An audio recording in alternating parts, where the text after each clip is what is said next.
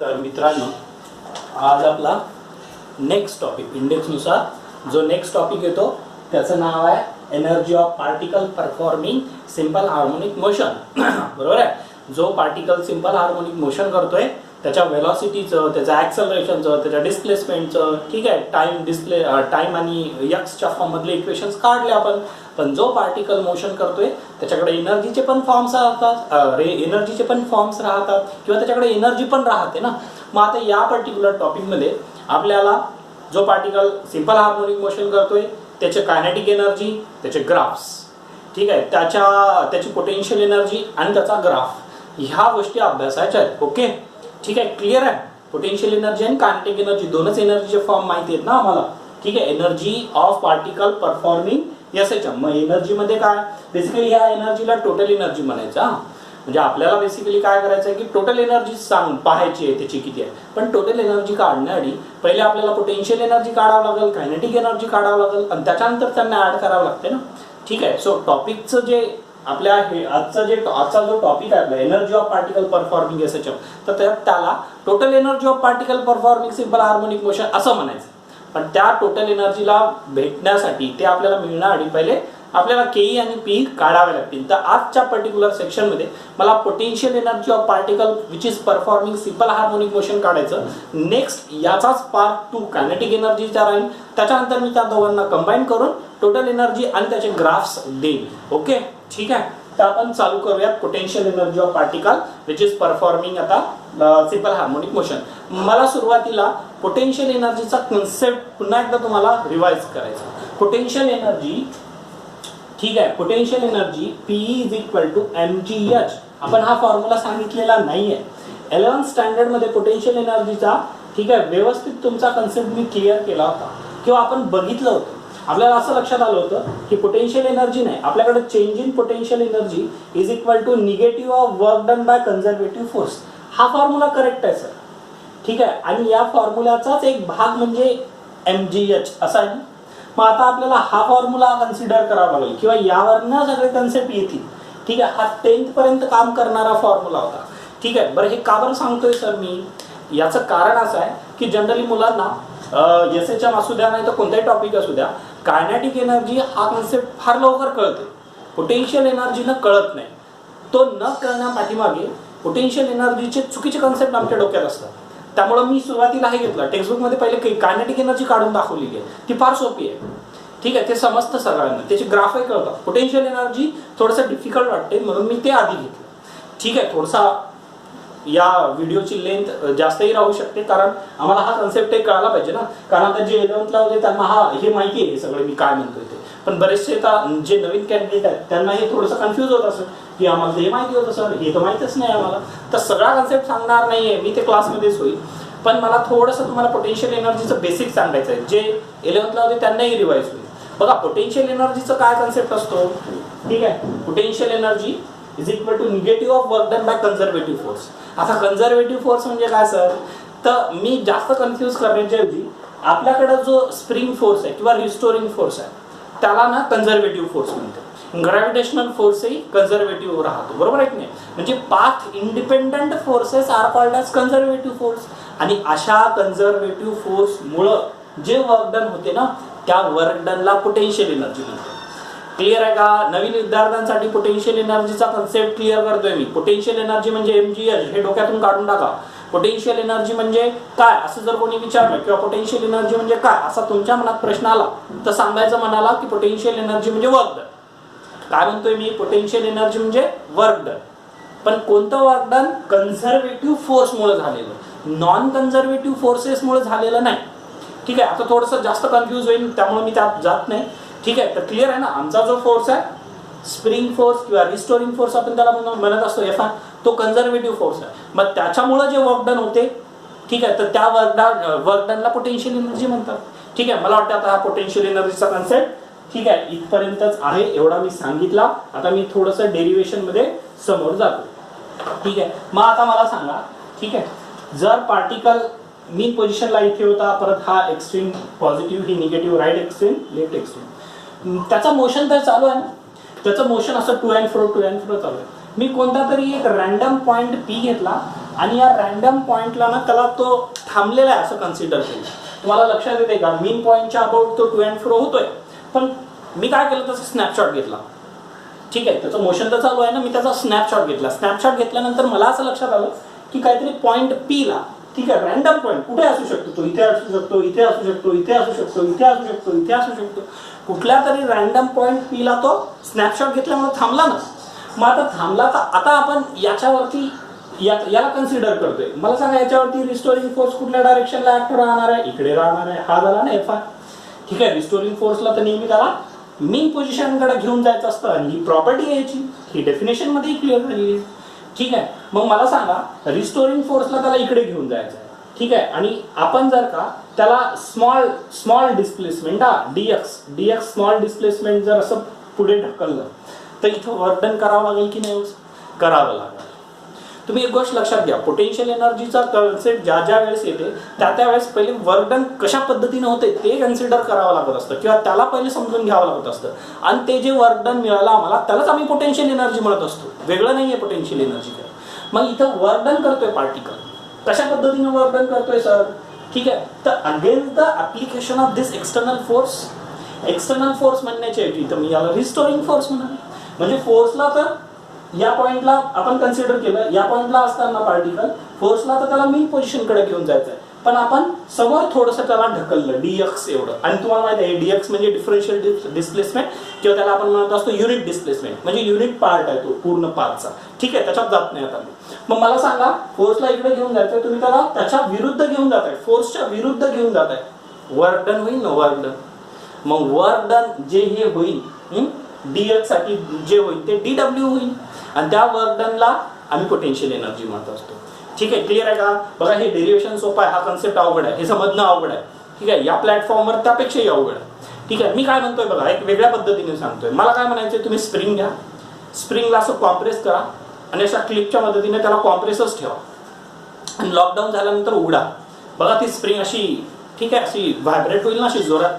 म्हणजे याचा अर्थ काय, मला काय म्हणायचं आहे की ज्यावेळेस तुम्ही त्याला कॉम्प्रेस केलं, त्या स्प्रिंगला तर कॉम्प्रेस व्हायचं नाही आहे ना, because of inertial property of spring.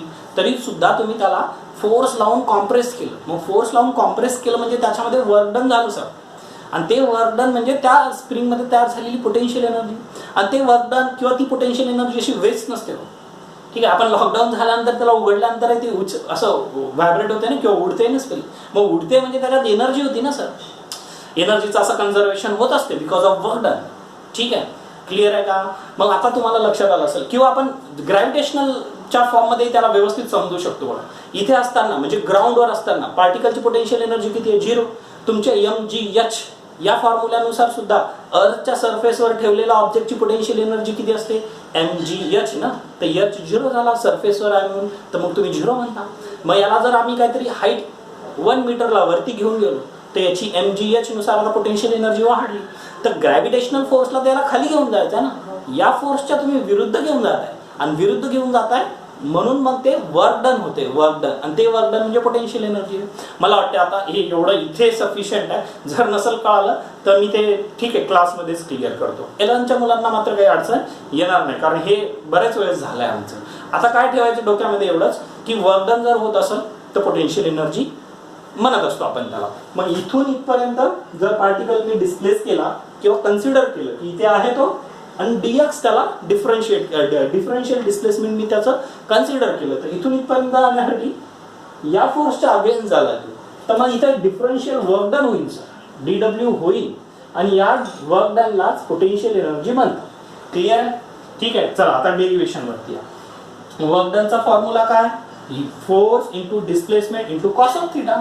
Work डनचा स्टँडर्ड फॉर्म्युला आहे force into displacement, dot product of, ठीक आहे सॉरी ठीक आहे डॉट प्रॉडक्ट ऑफ बरोबर. वर्क डन इज वर्क डनचा स्टँडर्ड फॉर्म्युला कसा आहे, dot product of force and displacement. मग डॉट प्रॉडक्ट मध्ये काय असते, पी क्यू कॉस थिटा, म्हणून इथं कॉस थिटा येत असतो. ठीक आहे, मी या फॉर्म मध्ये न लिहिता मी या फॉर्म मध्ये लिहिला. आता हा फॉर्म्युला तर माहितच असेल सगळ्यांना, W is equal to F into X into cos of theta.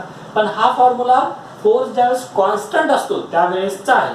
मग इथं आमचा फोर्स कॉन्स्टंट आहे का, ज्या फोर्सच्या अगेन आमची बॉडी डिस्प्लेस होते किंवा वर्क डन करणार आहे तो फोर्स हा कॉन्स्टंट फोर्स नाही आहे ना. त्याच्यामुळे हा फॉर्म्युला आमचा काम करणार नाहीये, हे लिहायचं पण नाहीये तुम्हाला, पण मला तुम्हाला थोडंसं याच्यावर नाही याच्यावर यायचं होतं. ठीक आहे, मग आमच्याकडे कोणता फॉर्म्युला आहे वर्क डनचा? आमच्याकडे 11th आम्ही बघितला हा पण एक फॉर्म्युला. हा कधीचा आहे सर? ज्यावेळेस फोर्स हा व्हेरिएबल आहे तेव्हाचा आहे. ठीक आहे, हे लिहून घ्यायचा तुम्ही. ठीक आहे, कन्फ्यूज होत नाही ना, हे लिहून घ्यायचं. मी याला मिटवतोय. आता लक्षात येतोय तुम्हाला, आमच्याकडे जो फॉर्म्युला आहे तो हा work done is equal to integration F bar dot dx bar, आणि हा डॉटला काढून टाकला तर कॉस ऑफ थीटा लिहिलं. लक्षात येते का तुम्हाला? ठीक आहे, मग याच्यानंतर मी स्टार्ट केलं बघा. इफ वी कन्सिडर डिफरन्शियल, याचा अर्थ डिफरन्शियल. ठीक आहे, डिफरन्शियल डिस्प्लेसमेंट डीएक्स. मग या डिफरन्शियल डिस्प्लेसमेंट डीएक्स साठी डीडब्ल्यू नावाचं वर्क डन होईल. क्लिअर? पण डीडब्ल्यू नावाचं वर्क डन झालं तर या फॉर्म नुसारच मी त्याला इथे मांडलं बघा. या फॉर्म नुसार हा तर फॉर्म्युला गिवन आहे, हा तर फॉर्म्युलाच आहे. ठीक आहे, हा नवीन असेल काही जणांसाठी तर लक्षात ठेवा, integration F DX cos of theta असा पण वर्क डनचा फॉर्म्युला असतो ज्यावेळेस फोर्स व्हेरिएबल आहे त्यावेळेस. क्लिअर ना? हा, मग याच्यावरनं जर मी इथे या वर्क डनला डीडब्ल्यू कन्सिडर केलं तर डीएक्सला, ठीक आहे, डीएक्सला तर डीएक्सच ठेवावं लागेल, पण डीएक्स साठी basically DW work done. Clear आहे? कॉस थीटाच्या ठिकाणी कॉस ऑफ थीटाच. ठीक आहे, मला वाटते ही स्टेप आता आम्हाला कळाली किंवा याच्यामध्ये काही अवघड नाही. डीडब्ल्यू is equal to integration F R dx cos of theta. F R का लिहिलं सर? कारण रिस्टोरिंग फोर्स. ठीक आहे, मग एफ आर ची काय किंमत आहे? एफ आर ची मॅग्निट्यूड आता आम्हाला बऱ्यापैकी सगळ्यांनाच माहिती असायला पाहिजे. एफ आर च्या ठिकाणी मी मायनस ऑफ के एक्स लिहू शकतो, डीएक्स जशाला तसा. कॉस ऑफ थीटाच्या इक्वल ठिकाणी मी -1 लिहिलं, आणि हे डीडब्ल्यू तर जशाला तसंच आहे. आता कॉस ऑफ थीटाची व्हॅल्यू -1 का लिहिली सर? मला सांगा, या पॉइंट पी ला पार्टिकलची डिस्प्लेसमेंट या डायरेक्शनला आणि पार्टिकलवरती ऍक्ट होणारा फोर्स तर या डायरेक्शनला. मग जो कॉस थीटा असतो हा बेसिकली फोर्स आणि एक्स म्हणजे डिस्प्लेसमेंट यांच्यामधलाच अँगल असते ना. ठीक आहे, वर्क डनच्या फॉर्म्युल्यामध्ये हा जो कॉस ऑफ थीटा राहते, हा कॉस थीटा फोर्स आणि डिस्प्लेसमेंट मधलाच अँगल असते. मग या पर्टिक्युलर केसमध्ये फोर्स आणि डिस्प्लेसमेंट मधला अँगल किती आहे सर? डिस्प्लेसमेंट या डायरेक्शनला आहे, फोर्स या डायरेक्शनला आहे, टोटल अँगल 180 डिग्री झाला. म्हणजे बेसिकली कॉस ऑफ थीटाच्या ठिकाणी इथे थीटा 180 डिग्री आहे, म्हणजे कॉस ऑफ 180 डिग्री आहे. मग कॉस 180 डिग्रीची व्हॅल्यू असते -1, म्हणून कॉस ऑफ थीटाच्या ठिकाणी मी -1 लिहिलं. आता हे सगळं कन्सिडरेशन होतं. तुम्हाला लिहायचं असेल तर या स्टेपमध्ये कुठेतरी मेन्शन करा, where theta is equal to 180 degree cos 180 degree -1 मी डायरेक्ट लिहिलं. ठीक आहे, असं लिहू शकता तुम्ही किंवा टेक्स्टबुक मध्ये बघूनही लिहू शकता त्यांनी जर तसं मेन्शन केलेलं असेल तर. क्लिअर? मला वाटतं आता या स्टेप पर्यंत आपण आलो. मग आता डीडब्ल्यू इज इक्वल टू हे असं जर असेल, ठीक आहे, इथे पण मला इंटिग्रेट करायचं होतं. ठीक आहे, डीडब्ल्यू is equal to integration of minus of k x dx into -1 एवढं आलं. हे मायनस आणि हे मायनस प्लस होईल. ठीक आहे, आता मी इंटिग्रेट केलं. ठीक आहे, आता इंटिग्रेट करताना डीडब्ल्यू ला इंटिग्रेट 0 to w पर्यंत करावं लागेल, आणि या एक्स ला इंटिग्रेट करताना एक्स ची व्हॅल्यू मिनिमम कुठं आहे? 0 इथे आहे, आणि मॅक्झिमम एक्स इकडे असतो आणि इकडे पण असतो. तर 0 to x डिफरन्शिएट केलं. 0 to w डीडब्ल्यू चे लिमिट झाले, 0 to x हे dx झालं लिमिट. क्लिअर? मग आता मला सांगा, x चं इंटिग्रेशन, याचं इंटिग्रेशन, ठीक आहे, काय येईल? डीडब्ल्यू चं इंटिग्रेशन w चं येईल ना, आणि लिमिट काय येतील? 0 to w येतील, आणि k जशाला तसा. x k कॉन्स्टंट होता म्हणून जशाला तसा. x चं इंटिग्रेशन काय येईल? x²/2 लिमिट जशाला तसे 0 to x. मग मला सांगा आता, या w च्या ठिकाणी याचे जर लिमिट पुटअप केली तर upper limit minus lower limit म्हणजे w - 0 w येईल, आणि या k ला जशाला तसं ठेवलं 1/2 बाहेर काढला म्हणजे 1/2 आणि k झालं, ते 1/2 इंटू k झालं. आणि या x² चे जे लिमिट आहे ते पुटअप केल्यानंतर काय होईल? x² मध्ये पहिले x ठेवा, म्हणजे x च्या ठिकाणी x ठेवा, म्हणजे होईल ते x² -0. तर -0 लिहिण्याची गरज नाही. मला वाटतं हे डेरिवेशन आता आम्हाला समजायला काय अडचण नाही. w is equal to 1/2 k x². जसा जसा x व्हॅल्यू होत जाईल तसं तसं वर्क डन व्हॅल्यू होत जाईल. ठीक आहे, म्हणजे work done is a function of x. हे x जर खूप छोटा असेल तर छोटा w वर्क डन छोटं होईल. हे x जर खूप मोठा झाला तर वर्क डन खूप मोठं होईल. ठीक आहे, बघा हे वर्क डन जे आहे तयार होणार या रिस्टोरिंग फोर्समुळं, ठीक, त्या वर्क डनलाच बेसिकली पोटेन्शियल एनर्जी म्हणतात. मी काय केलं बघा, दिस वर्क डन, w म्हणजे work done, is stored in the form of potential energy, U म्हणजे पोटेन्शियल एनर्जी. हा, पोटेन्शियल एनर्जीला यू कॅपिटल यू न दाखवत असतं. ठीक आहे, काय म्हटलं आपण, this work done is stored in the form of potential energy. म्हणून या वर्क डनच्या ठिकाणी डायरेक्ट पोटेन्शियल एनर्जी मी लिहिलं 1/2 च्या ठिकाणी 1/2, के च्या ठिकाणी के, एक्स स्क्वेअर ठिकाणी एक्स स्क्वेअर. आता हे कन्सेप्ट थोडासा पोटेन्शियल एनर्जीचा अवघड आहे, मी परत सांगतो. ठीक आहे, डेरिव्हेशन सोपं आहे, हे फॉर्म्युला लक्षातही राहतो आम्हाला, पण हे कन्सेप्ट जो आहे इथं, ठीक आहे, डायग्राम व्यवस्थित काढून घ्यायची आणि समजलं जरी नसेल किंवा थोडंफार अजूनही याच्यात जर शंका असेलच, मला तरी असं वाटतं की असायलाच पाहिजे, तर ते मला क्लिअर करेल, म्हणजे माझ्याकडनं क्लिअर करून घ्यायची क्लास स्टार्ट झाल्यानंतर. ठीक आहे ना, आधी समजलं नाही वगैरे असं काही डिसमूड करून नाही घ्यायचं. थोडासा आहे याच्यात कन्सेप्ट जो क्लासमध्येच होण्यासारखा आहे, पण तरी सुद्धा आता एवढं लक्षात राहिलं म्हणजे डेरिव्हेशन एवढंच आहे. आमच्याकडे फॉर्म्युला आला पोटेन्शियल एनर्जीचा 1/2 के एक्स स्क्वेअर, बरोबर आहे का. ठीक आहे, तर मला सांगा आता या भागाला याला मिटवतोय आणि हे लिहून घ्या पॉज करून. मला सांगा एक्स ची व्हॅल्यू काय आहे आमच्याकडे. एक्स ची एक टाइमच्या फॉर्म मधली पण व्हॅल्यू आहे. ठीक आहे, एक्स ची व्हॅल्यू टाइमच्या फॉर्म मधली किंवा एक्सचं इक्वेशन टाइमच्या फॉर्म मध्ये काय, A sine of omega t plus phi अशा पद्धतीने आहे, बरोबर आहे की नाही. X is equal to A sine omega t plus phi असं आहे. मग मी जर एक्स ची किंमत येथे जशाला तशी ठेवली तर इक्वेशन, ठीक आहे, 1 कसं होईल, पुट इन इक्वेशन 1. ठीक आहे, काय होईल ते, u is equal to 1/2 k x स्क्वेअरच्या ठिकाणी A square sine square omega t plus phi. ठीक आहे, एचा पण स्क्वेअर साइनचा पण स्क्वेअर, म्हणजे अगेन आम्हाला अजून एक इक्वेशन मिळालं पोटेन्शियल एनर्जीचं, जे टाइमच्या फॉर्म मध्ये आहे. हे पोटेन्शियल एनर्जीचं इक्वेशन डिस्प्लेसमेंटच्या फॉर्म मध्ये आहे. मग आता मला जरा पोटेन्शियल एनर्जीचे मिनिमम आणि मॅक्झिमम जर व्हॅल्यूज कुठे असतात, ठीक आहे, ते जर काढायचे असतील तर मी कोणत्याही या दोन्हीपैकी एक इक्वेशन वरनं काढत असतो आणि त्या गरजेच्या आहेत न्यूमेरिकल पॉईंट ऑफ व्ह्यू न. आपण ऍक्सलरेशन, डिस्प्लेसमेंट, वेलॉसिटी हे जे 3 इक्वेशन काढले त्याच्या सुद्धा मिनिमम मॅक्झिमम व्हॅल्यूज कुठे आहेत डिस्प्लेसमेंट करताना. ठीक आहे, मिनिमम आणि मॅक्झिमम व्हॅल्यू नेमक्या कुठे आहेत, मीन पोझिशनला आहेत की एक्स्ट्रीम पोझिशनला आहेत, हे काढलं होतं बघा. पोटेन्शियल एनर्जी पण पोटेन्शियल एनर्जीचा पण काढू शकतो आपण. ठीक आहे, मी येतो मीन पोझिशनला. मला सांगा मीन पोझिशनला डिस्प्लेसमेंट किती असते, 0, म्हणजे 0 इंटू एनिथिंग 0, म्हणजे इथं पोटेन्शियल एनर्जी किती झाली, 0. ठीक आहे, मला सांगा इथे एक्स ची व्हॅल्यू किती असते, प्लस ए. ठीक आहे, इकडे मायनस आहे, तर मी ए कन्सिडर करतो. ठीक आहे, तर पोटेन्शियल एनर्जी किती होईल sir, u is equal to 1/2 k a square. मला वाटते ही मॅक्झिमम व्हॅल्यू आहे असं म्हणायला काय हरकत नाही, आणि हे मिनिमम व्हॅल्यू आहे, 0 पेक्षा काय अजून छोटं राहू शकतं. ठीक आहे, निगेटिव्ह मध्ये तर तो कन्सेप्ट नसतो आमच्याकडे. तर ही पोटेन्शियल एनर्जीची मिनिमम व्हॅल्यू झाली, ही पोटेन्शियल एनर्जीची मॅक्झिमम व्हॅल्यू झाली. ओके, तुम्ही म्हणाल की या डेरिव्हेशन वरनं किंवा या इक्वेशन वरनच कसं काय, याच्यावर मी करून दाखवा, तर यावरनं पण प्रूव्ह करता येईल. बघा, फक्त इथे फेज कन्सिडर करावं लागेल, कारण इथे एक्स होता, इथे एक्स नाहीच आहे. तर फेज जर का मी 0 कन्सिडर केला तर ती मेन पोझिशन, फेज जर का मी 1π/2 डिग्री कन्सिडर केला तर ती एक्स्ट्रीम कंडिशन झाली. ठीक आहे, हा 0 आहे फेज. मग या फेजच्या ठिकाणी मी 0 उत्तर जर लिहिलं, 0 व्हॅल्यू जर लिहिली तर काय होईल इक्वेशन बघा बरं, u is equal to 1/2 into k into a square. तर साइन ऑफ 0 ची व्हॅल्यू आणि त्याचा स्क्वेअर ना, तर साइन ऑफ 0 0, मग 0 इंटू एनिथिंग इज 0, म्हणजे ही मिनिमम व्हॅल्यू आहे 0 असताना, फेज 0 असताना मिनिमम व्हॅल्यू आहे, याच्यावरनं पण प्रूव्ह झालं.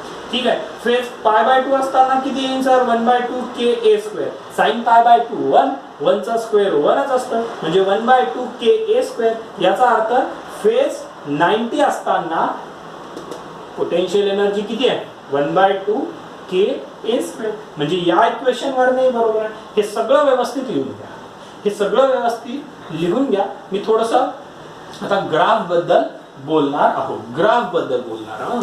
या सगळ्यांना व्यवस्थित मांडा, व्यवस्थित लिहून घ्या. त्याच्यानंतर आता मी थोडेसे ग्राफ सांगणार आहोत जे की फार महत्वाचे आहे. मी हे 2 इक्वेशन लिहितोय आणि या 2 इक्वेशन वरनं ना 2 वेगवेगळे ग्राफ याचे काढून देतो.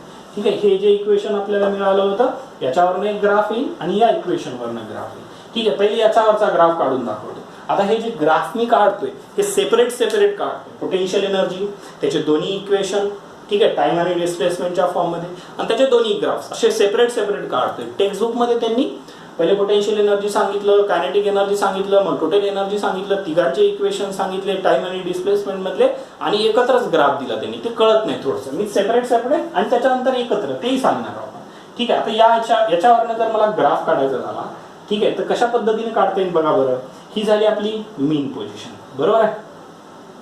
ठीक आहे, ठीक आहे, ही झाली आपली मीन पोझिशन.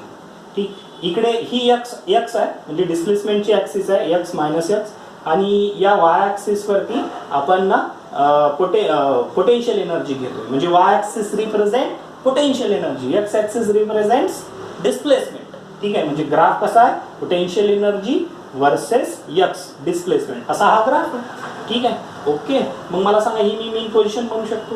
इथे कुठेतरी मॅक्झिमम व्हॅल्यू प्लस ए असेल, इथे कुठेतरी ठीक आहे मिनिमम व्हॅल्यू मायनस ऑफ ए असतील. क्लिअर ना. मग मला सांगा मीन पोझिशनला पोटेन्शियल एनर्जी किती आहे सर, 0 आहे. मीन पोझिशनला पोटेन्शियल एनर्जी किती आहे, 0, म्हणजे इथे येईल तो पॉईंट.